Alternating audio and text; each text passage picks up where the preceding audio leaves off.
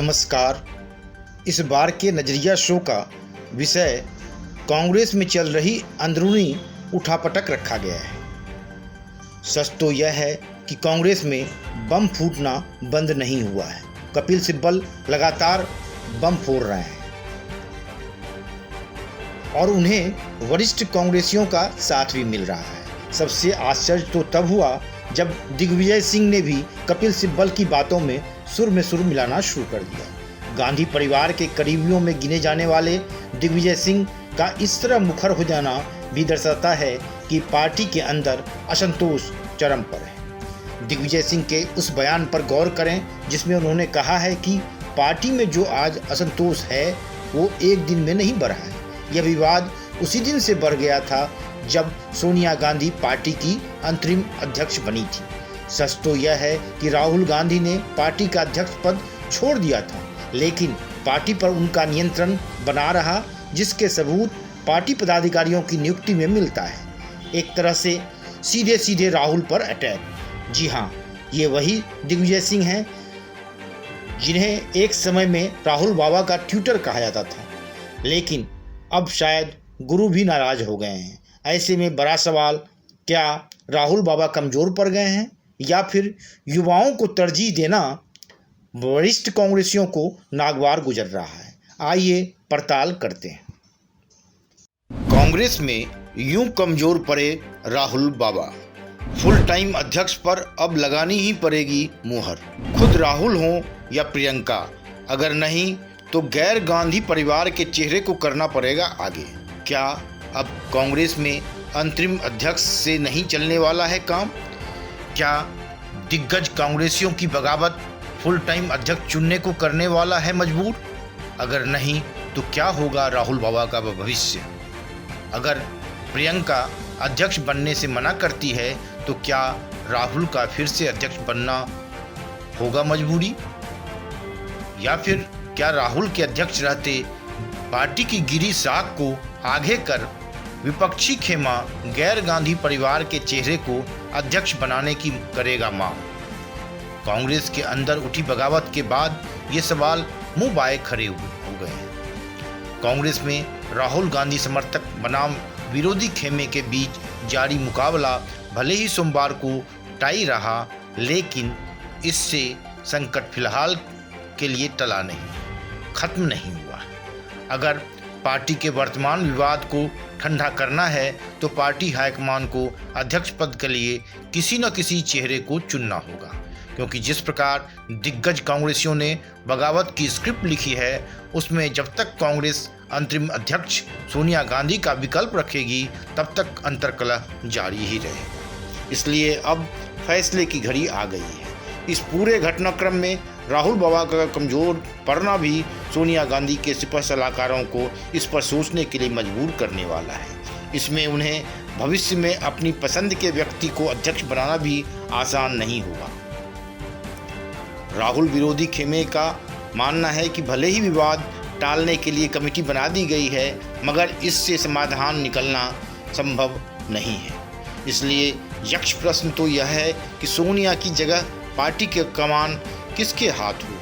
Party का एक धड़ा न तो राहुल की दोबारा ताजपोशी चाहता है और न उनकी पसंद पर सहमति देना चाहता है। ऐसे में या तो भविष्य में इस मुद्दे पर फिर टकराव होगा या पार्टी महासचिव प्रियंका गांधी के लिए सियासी जमीन तैयार की जाएगी। राहुल गांधी की कार्यशैली पार्टी के एक धड़े को बेहद नागवार गुजर रही है।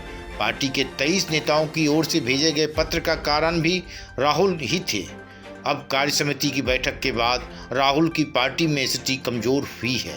बैठक की शुरुआत में उन्होंने पत्र लिखने वालों पर भाजपा से मिलीभगत का आरोप लगाया और फिर कपिल सिब्बल को सफाई दी। उससे उनकी कमजोर स्थिति का अंदाजा लगाया जा सकता है। दूसरा, बैठक की शुरुआत में योजना राहुल गांधी के विरोधी नेताओं को किनारे करने की थी। इसी रणनीति के तहत सोनिया ने अंतरिम अध्यक्ष पद छोड़ने की पेशकश की। इसके बाद राहुल ने पत्र लिखने वाले नेताओं पर निशाना साधा। भले ही पूर्व पीएम मनमोहन सिंह, ए.के. एंटनी जैसे नेताओं ने सोनिया के समर्थन में कसीदे पड़े, लेकिन अंत में सोनिया को कहना पड़ा कि उनके मन में पत्र लिखने वालों के प्रति दुर्भावना नहीं है। हालांकि CWC बैठक में विवाद टालने के लिए जो कमेटी बनाने की घोषणा हुई है वह संगठन के कामकाज पर उठाए गए सवालों की पड़ताल करेगी। इन परिस्थितियों में यह देखना दिलचस्प होगा कि कमेटी में किस गुट के नेता का पलड़ा भारी रहता है। हालांकि राहुल विरोधी पार्टी के एक वरिष्ठ नेता का कहना है कि कमेटी संविधान नहीं है।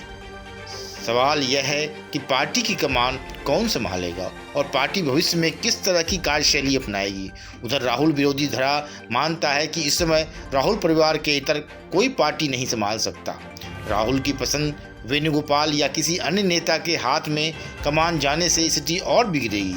ऐसे में 6 महीने में प्रियंका गांधी को संगठन की कमान देने की पटकथा तैयार की जा सकती है।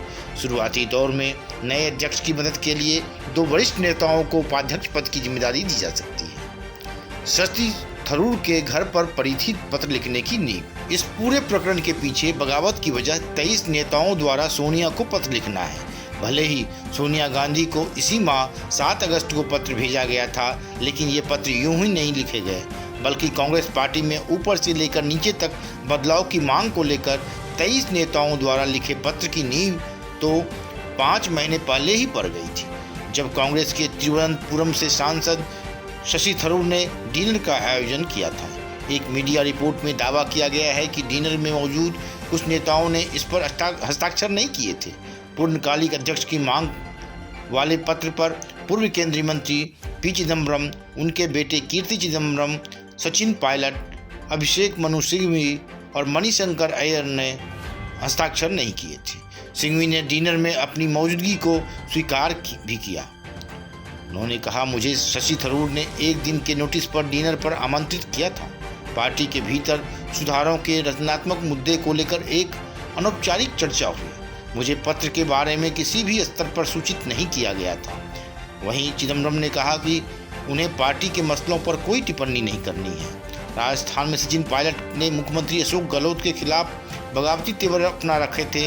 हालांकि राहुल गांधी और प्रियंका गांधी वाड्रा के साथ बैठक के बाद वे पार्टी में वापस लौट आए हैं। मीडिया रिपोर्ट के अनुसार उन्होंने इस मामले पर अपनी प्रतिक्रिया देने से मना कर दिया। इस बीच मणिशंकर अय्यर ने कहा कि उन्होंने पत्र पर इसलिए हस्ताक्षर नहीं किए क्योंकि किसी ने उनसे कहा नहीं। इसी साल मार्च में आयोजित हुए डिनर को लेकर अय्यर ने कहा, पार्टी को पुनर्जीवित करने और हमारी धर्मनिरपेक्ष साख पर वापस जाने को लेकर एक सामान्य चर्चा हुई। पत्र भेजने की आवश्यकता को लेकर एक सुझाव दिया गया जिसका किसी ने विरोध नहीं किया। हालांकि डिनर के बाद किसी ने मुझसे संपर्क नहीं किया। इस विवाद के सामने आने के बाद कांग्रेस पार्टी की सर्वोच्च निर्णय लेने वाली संस्था कांग्रेस कार्य समिति की सोमवार को बैठक हुई। इसमें नेताओं द्वारा हस्ताक्षरित विवादास्पद पत्र पर चर्चा भी हुई। बाद में स्थिति यथास्थिति बहाल करने का फैसला लिया गया। वहीं पत्र पर हस्ताक्षर करने वाले एक सांसद ने कहा, उन्होंने इसलिए हस्ताक्षर किए क्योंकि उनका मानना है कि कांग्रेस के भीतर सुधारों की तत्काल आवश्यकता है। अब देखना है कि जो कमेटी CWC की बैठक के बाद बनाई गई है वह क्या रिपोर्ट पेश करती है। वह वाकई स्वतंत्र रूप से रिपोर्ट पेश करेगी या फिर उसमें हाईकमान के दखल का प्रभाव दिखेगा।